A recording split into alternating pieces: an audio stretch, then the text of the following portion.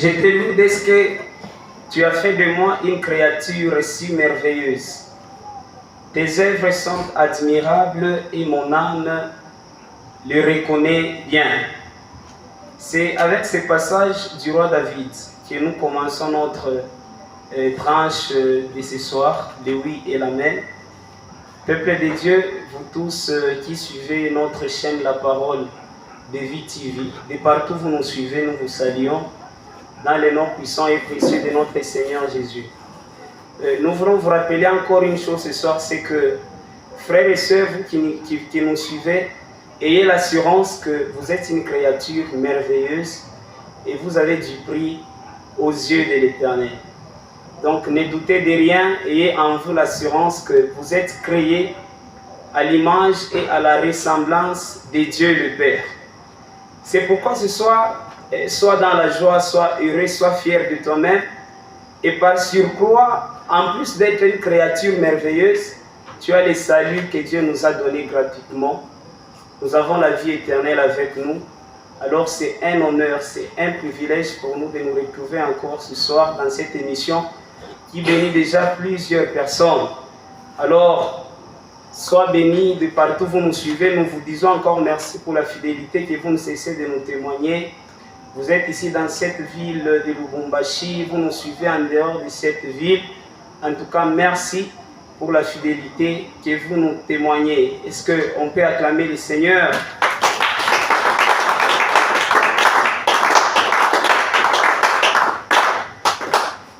Gloire soit rendue à notre Dieu. La Bible déclare que pour moi m'approcher de l'Éternel, m'approcher de Dieu, c'est mon bien. C'est le prophète Asaph qui dit cela. Alors, ce soir, nous sommes encore là dans notre émission Le Oui et l'Amen. Nous sommes en train de parler sur un thème. Déjà, c'est un thème qui bénit beaucoup de frères. C'est un thème qui édifie plusieurs personnes. Nous ne cessons de recevoir des témoignages jusque-là. Et c'est quelque chose qui nous encourage encore à parler de la part du Seigneur. Si c'est votre première fois de nous suivre, nous vous disons que nous, c'est la parole de Vie TV. Nous sommes là, nous répandons l'évangile de Jésus. Et depuis un temps, ça fait déjà 2-3 séances que nous parlons autour du thème l'église primitive avec l'homme de Dieu, le pasteur Daniel. C'est un homme de Dieu bien et c'est un homme de Dieu qui ne cesse de nous bénir. Et ce thème, bien aimé dans le Seigneur, aujourd'hui c'est un thème très complexe et c'est un thème très important dans les églises. L'église primitive, c'est un sujet, bien aimé dans le Seigneur, accorde beaucoup d'importance et de considération à ce thème parce que ton salut en dépend. Alors, vous avez des questions, vous vous posez beaucoup de questions, vous avez beaucoup d'interrogations dans la tête, vous posez comment l'église a commencé, c'est quoi l'historique, l'origine de l'église. Alors, soyez là, soyez branchés dans cette émission. Nous avons avec nous le pasteur Daniel encore ce soir. Il va nous donner beaucoup de lumière sur ces sujets, l'église primitive. Déjà, sans plus tarder, nous saluons l'homme de Dieu qui est encore présent ce soir dans cette émission, le pasteur Daniel. Bonsoir, papa. Bonsoir, merveille. Bonsoir à tous les téléspectateurs. Merci beaucoup, papa. Une fois de plus, dites-nous comment vous portez-vous, pasteur? Oui, ça va. J'aime les passages que tu venais d'évoquer tout à l'heure, Nassaf. Oui. Pour moi, m'approcher de Dieu, c'est mon bien. Amen. Nous sommes là en pleine consécration avec les bien-aimés, les serviteurs, servantes de Dieu. Dans ce cadre, depuis quelques jours, nous passons des moments merveilleux. Amen. Amen. Pour moi, m'approcher de Dieu, c'est mon bien. Alors, comme vous le constatez, très chers téléspectateurs, ce soir, nous sommes là dans les temples. Nous tournons l'émission aujourd'hui dans les temples. Alors, il y a les saints qui sont là en retraite, en train de chercher la face du Seigneur. Et il y a des frères et des sœurs, nous sommes déjà bénis dans cette atmosphère céleste. Est-ce qu'on peut encore très fort acclamer le Seigneur?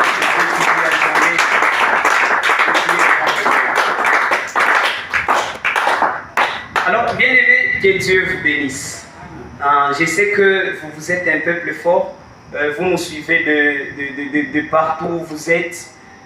nous sommes vraiment touchés de l'attention que vous accordez à cette émission de Oui et l'Amen. Comme j'étais en train de vous dire précédemment, ce sujet, ce thème, c'est un grand thème. Et c'est un thème très important pour la foi. Alors, bien aimé dans le Seigneur, tu ne peux pas être là, frère, soeur, enfant de Dieu. Je ne sais pas à l'église comment on t'appelle. Vous êtes pasteur, vous êtes évangéliste. Vous devez connaître ces choses. Vous devez connaître, ce sont des sujets qui nous permettent de bien servir le Seigneur. Parce que l'apôtre Paul est en train de dire qu'un athlète n'est couronné que si il court selon les règles. Vous pouvez être là, vous pensez que vous servez le Seigneur. Vous pouvez être là, vous pensez que vous êtes un homme de Dieu, vous êtes pasteur, je ne sais pas moi quoi, mais vous êtes en dehors de la volonté de Dieu. Alors, ce thème, ce sujet, l'église primitive, soyez rassurés que le Seigneur va vraiment vous consoler, le Seigneur va vous bénir et votre marche vers le ciel va encore connaître beaucoup de changements et d'améliorations. Alors, nous sommes là, pasteur Daniel, nous parlons autour de ce thème, l'église primitive, papa. Juste un mot que vous placez encore là-dessus. Église primitive, c'est l'église référence, c'est l'église mère, c'est l'église de Jérusalem, c'est l'église de l'apôtre Pierre, en des mots simples. C'est l'église référence de toutes les églises du monde. Tous ceux-là qui ont la foi, tous ceux-là qui ont Christ comme Seigneur et Sauveur, de partout, ils ont une seule référence, c'est l'église de Jérusalem. Pourquoi? Parce que c'est là qu'il y a eu les 12 qui ont mangé avec le Seigneur, qui l'ont écouté pendant des années, qui ont été des auditeurs en direct. Je pense que l'apôtre Pierre qui dit, il a vu sa gloire. Amen. Donc ils ont participé à son enseignement, à ses miracles, à sa vie, et Amen. Ils sont pour nous des colonnes. Amen. Voilà. Ils sont pour nous des colonnes, ils sont pour nous des colonnes, ils sont pour nous des modèles, des références par rapport à notre marche vers le ciel. Alors, bien aimé, il y a un détail important que nous aimerions vous donner, très chers téléspectateurs. Vous avez des questions, vous avez des préoccupations par rapport à la foi, par rapport à ce thème. Vous voulez avoir beaucoup plus de lumière. N'oubliez pas de laisser vos questions juste dans les commentaires. Et dans les commentaires, laissez vos questions là-bas. Et dans nos prochaines séances, vous aurez toutes les réponses et vous aurez des éclaircissements par rapport à la marche de la foi. Nous vous exhortons, vous demandons encore de vous abonner. Abonnez-vous massivement à notre chaîne YouTube, La Parole de Vie TV. Et après avoir regardé les vidéos, n'oubliez pas d'aimer les vidéos, de partager, de laisser vos commentaires. Et ce sera pour vous une façon de mettre une pierre à l'édifice pour l'avancement de cette œuvre. Voilà, nous sommes là, nous continuons avec notre émission de Oui et l'Amen. La fois passée, nous avons parlé sur le thème le rôle de l'Église dans le monde. En tout cas, c'est une intervention qui nous a beaucoup bénis. Le pasteur il nous a parlé du rôle de l'Église. Il a dit, l'Église a pour rôle de nos jours donner, apporter au monde ce que le monde n'a pas. Et qu'est-ce que le monde n'a pas? Le monde n'a pas la vie éternelle. Alors, si vous avez raté ces séances-là, allez sur notre chaîne YouTube, vous l'aurez sans problème. Alors, aujourd'hui, nous parlons sur un sous-thème. Nous sommes toujours dans notre grand thème, l'Église primitive. C'est un sujet très complexe que nous ne pouvons pas finir en 1 ou 2 jours. Alors, aujourd'hui, le Seigneur a permis que nous parlions encore, nous développions un sous-thème avec l'homme de Dieu, le pasteur Daniel. Alors, pasteur Daniel, aujourd'hui, nous parlons sur les activités de l'Église. Les activités de l'Église. Les activités de l'Église, pasteur Daniel. Parce que, vous savez, ça c'est tout un chapitre par rapport à la foi aujourd'hui, pasteur. Vraiment. J'aime les différents sujets que tu prends. Oui. Ça nous bénit, ça édifie plus d'une personne. Amen, pasteur. Alors, nous parlons sur les activités de l'Église. Alors, bien aimés, soyez branchés. Vous allez à l'église chaque jour. Chaque jour, vous êtes là, vous allez à l'église. Mais quelles sont les activités que l'église est appelée à faire au quotidien? Ce sont des choses que vous devez savoir. Pas en tâtonnant, mais vous devez connaître ces choses avec précision. Qu'est-ce qui doit se faire dans l'église? Alors, toutes ces questions-là, l'homme de Dieu, il est là. Il va nous parler de ça ce soir. Alors, Pasteur Daniel déjà dit que nous, quand on dit activité de l'église, vous sous-entendez quoi par là? Bon, quand on parle d'un atelier de soudure, oui. On voit les soudeurs, on voit la soudure et les matériels. Justement. Quand on parle d'un hôpital, on voit les médecins, on voit les laboratoires et tout ce qui est relatif à l'hôpital. Mais quand on parle des activités de l'église, nous voyons qu'est-ce que Dieu veut que l'on fasse dans sa maison. L'église, c'est la maison de Dieu. Amen. Comme Cana, qui était aussi la maison de Dieu. Quand Israël a quitté l'Égypte, il servait des idoles en Égypte. Dieu le prend de l'Égypte pour l'amener à Canaan. Dieu le sort de chez eux, là où Israël était, et il veut qu'Israël aille habiter à Canaan, qui est la maison à lui, Dieu.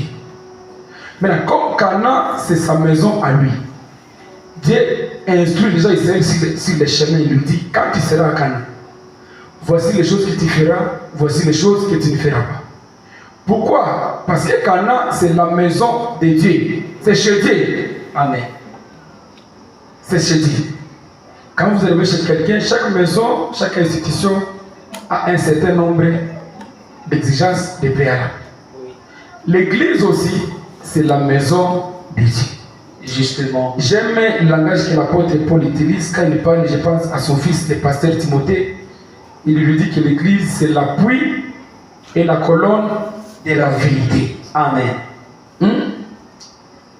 L'église, c'est l'appui et la colonne de la vérité.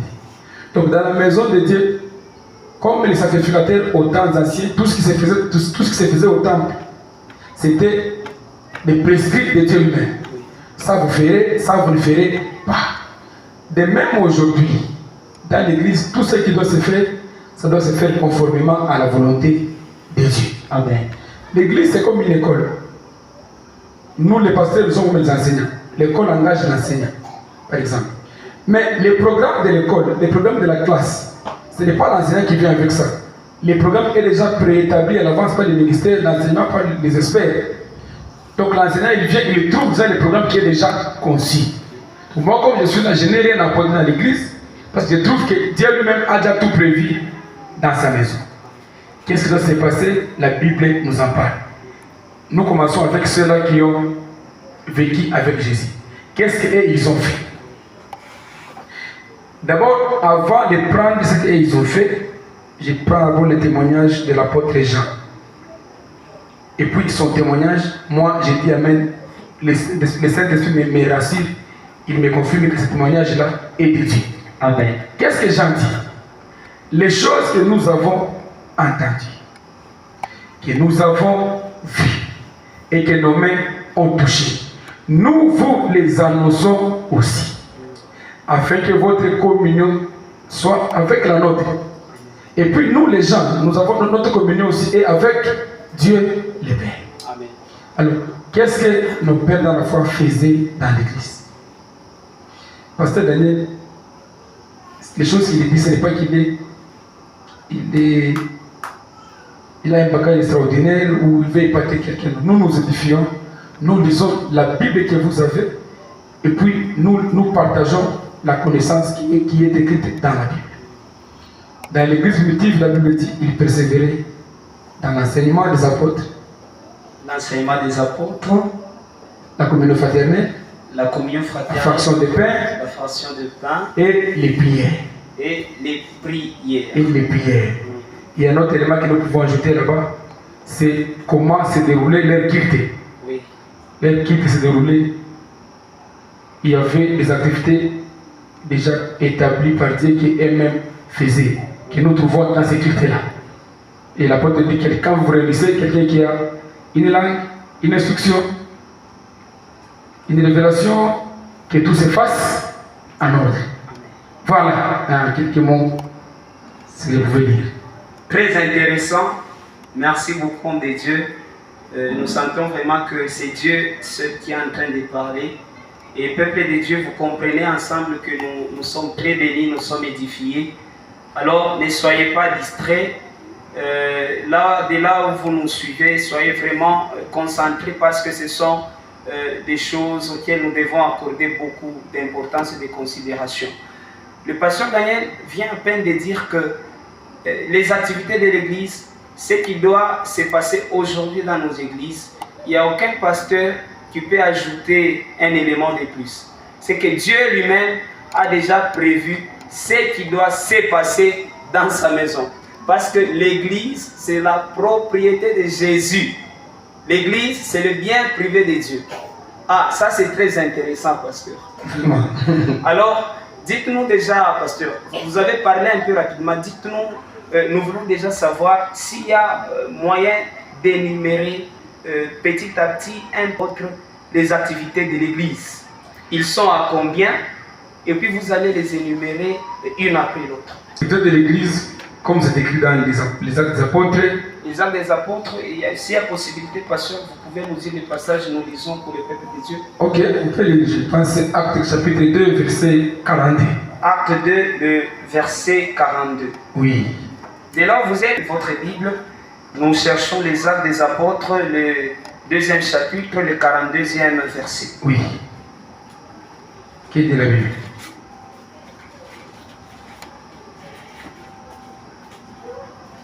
Pour tous qui servaient Dieu sans relâche, que le Seigneur vous bénisse encore. Amen. Vous avez des questions?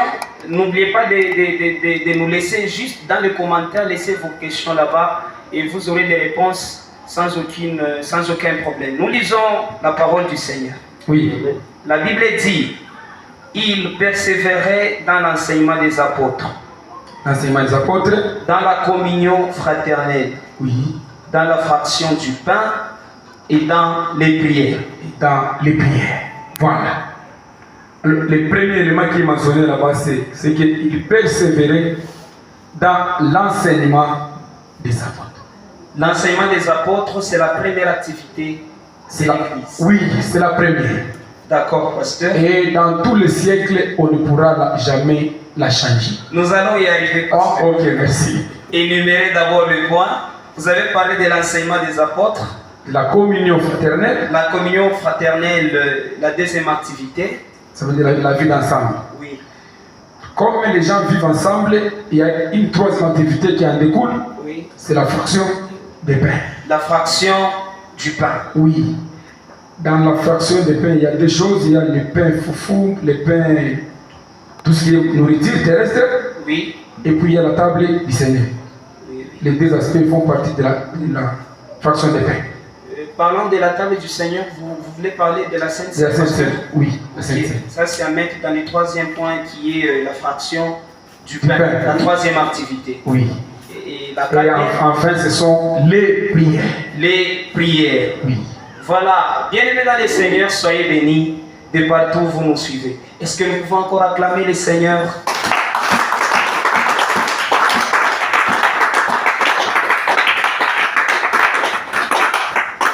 Là, nous sommes dans le temple de l'église, la parole de vie. Il y a consécration. Les bien-aimés, les frères et sœurs sont devant le Seigneur, dans la face du Seigneur, en train de les chercher. Et nous disons merci au pasteur Daniel qui nous a reçus aujourd'hui à l'église. Merci beaucoup, pasteur. Merci, merveille. Voilà, nous continuons avec l'émission. Vous avez bien entendu, le pasteur nous a parlé des 4 activités de l'église. Le pasteur a dit, ces activités, ce ne sont pas des choses que nous devons créer. Ces activités, c'est Dieu lui-même qui les a placées comme ça. Premièrement, le pasteur a parlé de l'enseignement des apôtres. Deuxièmement, il a parlé de la communion fraternelle. En troisième lieu vient la fraction du pain. Et pour finir, nous avons les prières.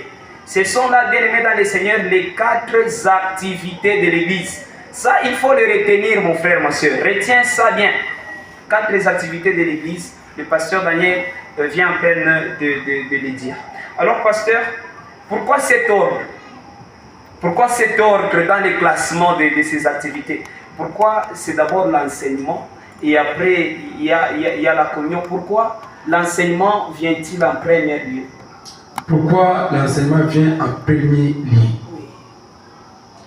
Moi, je constate seulement que les premiers pasteurs, le pasteur Pierre, qui a vécu avec Jésus, dans son église que lui a conduite, l'église que le Seigneur lui a laissée, il a mis en première position l'enseignement.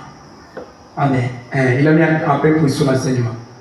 Comme c'est lui qui a vécu avec Jésus, qui a mangé avec Jésus, que l'église lui a été confiée, donc ce que lui a fait est digne de confiance. Est digne de confiance. Et puis je pense, quand dans le livre de ses lettres, l'apôtre Pierre dit, je ne me lasse pas de vous rappeler les mêmes choses, parce que pour vous, elles sont salutaires. Dans l'évangile, nous n'avons pas de nouveautés. Les termes sont les mêmes, les choses sont les mêmes, que nous mettons en pratique tous les jours et nous gardons la gloire et la présence de Dieu. Amen. Pourquoi l'enseignement? Parce que tout ce qui se fait dans l'église est fonction de l'enseignement qui est donné en celui-là. Amen. Les prières que les hommes peuvent faire, bantu wanafanya maombi kufuatana na neno ile wanashikiaka. Maofrandi bantu wanaifanya kufuatana na mafundisho ile beko nayo. Mimbo bantu wanaimba kufuatana na neno ile beko nayo. Ba prophète doit apporter ma vision, ma message kufuatana na mafundisho ile banashikiaka. Alors l'enseignement se place en première position. Je pense que dans le psaume 119, il y a un verset qui dit ta parole c'est une lampe à mes pieds. Donc tout ce qui doit se faire dans l'église, ce qui donne la ligne de conduite, ce qui éclaire le chemin, c'est d'abord l'enseignement. C'est l'enseignement qui occupe la première place et c'est un enseignement de prendre beaucoup de temps. Merci beaucoup, pasteur. C'est l'enseignement qui occupe la première place. Et l'enseignement dans l'église doit prendre beaucoup de temps. Oui, merveille, parce que la Bible dit, oui, deux personnes ne peuvent pas faire tout ensemble. Là, c'est dans les prophètes, je pense. Oui. Deux personnes ne peuvent pas marcher ensemble. Comment abapatani, justement, comment abashikilizani. Maintenant, Dieu muntu atembea na Mungu. Il faut mbele amshike mbele Mungu, ayue Mungu anapendaka nini, Mungu anafanyaka je, comment il est, tout. Et puis Dieu marche inaanza. Donc c'est dans l'enseignement que nous trouvons toutes les clauses possibles. Amen. Et puis ma clause hii haina sema mtu unaambia Mungu asema mimi napendaka hiki. Kisha Mungu anasema na mimi napendaka hiki. Kia pili mtu anachagua kiake na Mungu anachagua kiake. Ça ne se passe pas comme ça. Ma clause ni Mungu mwenyewe asha définir yote. 1, 2, 3 articles yote yeye mwenyewe asha définir. Maintenant l'homme il prend ça, il lit, il est dans la chakula, soit il dit oui à ça, soit il dit non à ça. Justement. Voilà. Merci beaucoup, pasteur. Merci beaucoup pour cet éclaircissement. Alors, bien aimés dans le Seigneur, nous sommes déjà en train de parler de la première activité de l'Église, qui est l'enseignement. En tout cas, c'est un très bon sujet, un sujet qu'on ne pourra pas vraiment finir dans une séance. Alors, pasteur, il y a une petite question là qui me passe à l'esprit. Oui. Pourquoi la Bible donne ces détails-là, l'enseignement des apôtres? Pourquoi ces détails? Parce que quand on dit l'enseignement des apôtres, c'est qu'à part l'enseignement des apôtres, y a-t-il un autre enseignement ou c'est comment? Oui. L'enseignement des apôtres, c'est ça l'enseignement de Jésus. Amen. Maintenant, comme nous sommes dans un monde où il y a tout, il n'y a pas que l'enseignement des apôtres, il y a aussi il y a aussi l'enseignement des hommes, il y a aussi l'enseignement des démons. Maintenant, la précision, ça veut dire l'Église persévérer dans l'enseignement des apôtres. L'enseignement des apôtres, ce n'est pas que l'enseignement appartient aux apôtres, mais c'est comme nous disons la loi de Moïse. Dieu a parlé, il a pris sa loi, il a confié ça à Moïse. Okay. L'enseignement des apôtres, ça veut dire le Seigneur, le message qu'il avait, Jésus, le message qu'il avait, il a remis ça aux apôtres. Parce que quelques temps avant de partir, il les a appelés amis. Il leur a dit, je vous ai montré tout ce que j'avais reçu de mon Père. Hein? Donc les apôtres, c'est dans leur bouche que nous entendons Dieu. Amen. Merveille. Pasteur. Merveille. Pasteur. Merveille. Oui, pasteur. Vous êtes édifiés sur les fondements des apôtres et des prophètes. Jésus-Christ lui-même étant la pierre angulaire. Amen. Donc kanisa ya Bwana Yesu ya kweli haiwezi kutoka nje ya maprescrit ya apôtres attachés kumwa. Amen. On ne peut pas faire une prière que les apôtres n'avaient pas faite. C'est une inspiration qui ne vient pas de Dieu. Amen. On ne peut pas chanter un cantique qui n'est pas en rapport avec les cantiques des apôtres. Amen. Voilà. En tout cas, déjà, on nous signale de l'autre côté qu'il ne nous reste plus beaucoup de minutes. Vraiment. En tout cas, c'est comme ça. Donc, la soif est là. Le pasteur, il a beaucoup de choses à dire. Mais le temps nous fait déjà défaut. Nous n'avons pas de choix. Dans quelques minutes, déjà, nous allons arrêter avec l'émission de ce soir. Alors, pasteur, avant de finir, nous vous posons une dernière question pour aujourd'hui. Oui. Alors, nous aimerions savoir, pasteur Daniel, aujourd'hui, dans les églises, comme vous venez de le dire, comment est-ce que un frère ou une sœur peut vraiment se rassurer que dans cette église, ici, j'ai affaire à l'enseignement des apôtres? C'est quoi l'indice ou l'indicateur qui peut vraiment nous montrer de ces jours que là, c'est l'enseignement des apôtres, c'est l'enseignement de Jésus qui est là. Et là, c'est un autre enseignement en dehors de l'enseignement que les apôtres ont laissé à l'église. C'est une question vraiment complexe. Premièrement, nous avons le Saint-Esprit qui atteste à notre esprit que nous sommes enfants de Dieu. Oui. Alors, le Saint-Esprit va aussi nous dire quand nous sommes en face d'un vrai enseignement qu'il est là. Moi, je vous parle, l'enseignement que je donne aujourd'hui, ce n'est pas mon enseignement. C'est l'enseignement du pasteur Paulin Bénin, quand il est ici Bénin. Je l'ai entendu une fois, deux fois, trois fois, je l'ai suivi. Il disait des choses peut-être contraires à ce que moi je pensais. Mais en moi, d'ailleurs, il avait un ton très sévère. Mais malgré ce que moi je sentais à moi que c'est ça c'est la voix de Dieu. Ça c'est la voix de Dieu. Nous avons d'abord le Saint-Esprit qui a nous rassuré. Deuxièmement, nous avons tout intérêt de beaucoup lire la Bible pour ne pas tomber dans les mains des hommes risqués. Celui qui lit régulièrement la Bible, il ne va pas confondre l'enseignement de Dieu et l'enseignement des hommes. Troisièmement, nous avons les effets produits par l'enseignement. Les effets produits par l'enseignement. Oui. Le vrai enseignement, là où il est prêché, le vrai enseignement produit une espèce des hommes qui ont la crainte de Dieu. Amen. Il produit les hommes qui sont détachés du monde, donc qui n'ont pas l'attachement au monde, l'attachement matériel. Amen. Il n'y a que le vrai enseignement qui peut faire que des hommes et des femmes vendent leurs maisons, leurs parcelles, tout ce qu'ils ont comme bien pour offrir à Dieu. Amen. Pour investir au ciel. Il n'y a que le vrai enseignement qui peut faire que celui qui a beaucoup de choses, quand il voit son frère souffrir, il accepte de partager avec son frère. Amen. Donc les effets de l'enseignement confirment aussi que l'enseignement donné ici, il est de Dieu ou pas. Merci beaucoup, pasteur Daniel. Est-ce que nous pouvons acclamer le Seigneur? Acclamons le Seigneur. Acclamons le Seigneur. Pasteur, comprenez? Vraiment. Comprenez. Donc, la matière est encore là. Les oui et l'amen, nous sommes dans l'obligation de vous recevoir prochainement. Oui, nous allons vous recevoir prochainement pour continuer avec ce sujet qui est en train de bénir plusieurs personnes. Alors, pasteur, pour aujourd'hui déjà, nous sommes presque à la fin de notre émission. J'ai beaucoup aimé, frères et sœurs, ce que le pasteur venait de dire tout à l'heure. Le pasteur dit que l'enseignement de Jésus, l'enseignement des apôtres, produit dans l'Église une espèce des hommes et des femmes, des frères et des sœurs qui craignent le Seigneur. Ça, c'est parmi les signes, c'est parmi les indices pour découvrir le vrai enseignement, l'enseignement de Jésus. Soyez bénis de partout où vous nous suivez.